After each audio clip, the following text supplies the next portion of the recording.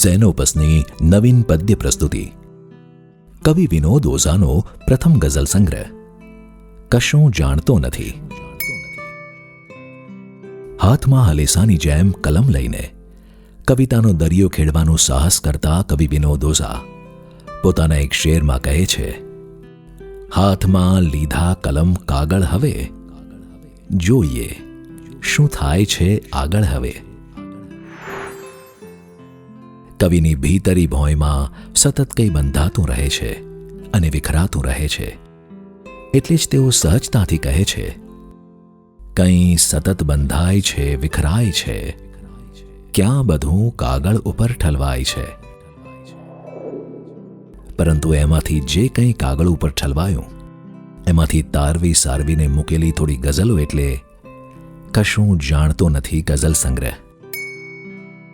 આગવી અભિવ્યક્તિને પામવા માટે કવિ ગઝલના આંતરબાહ્ય તત્વોને વિસ્મય અને ખેવનાપૂર્વક જોતા સમજતા રહે છે.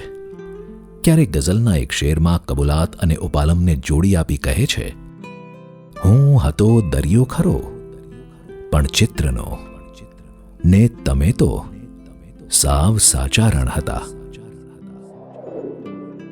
તો ક્યારેક પ્રકૃતિના રહસ્યોને જોતા અને સંવેદતા એક શેરમાં કહે છે, પ્રાર્થનાની રીત સૌની આગવી, ડાળ પર ત્યાં કોઈ કોયલ ગાય છે.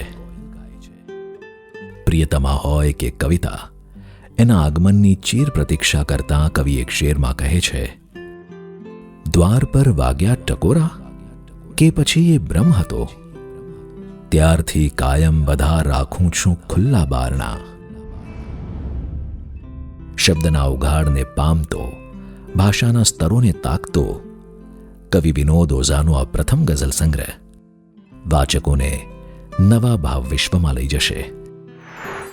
કશું જાણતો નથી નેશન વાઇડ ફ્રી શિપિંગ સાથે ઘેર બેઠા મેળવવા www.zenopus.in. ઓનલાઈન શોપિંગ માટે એમેઝોન અથવા તમારા નજીકના બુક સ્ટોરનો સંપર્ક કરો. સાથે ઝેનોપસના ફેસબુક અને ઇન્સ્ટાગ્રામ પેજને ફોલો કરો અને નવા પ્રકાશિત પુસ્તકોની માહિતી મેળવો.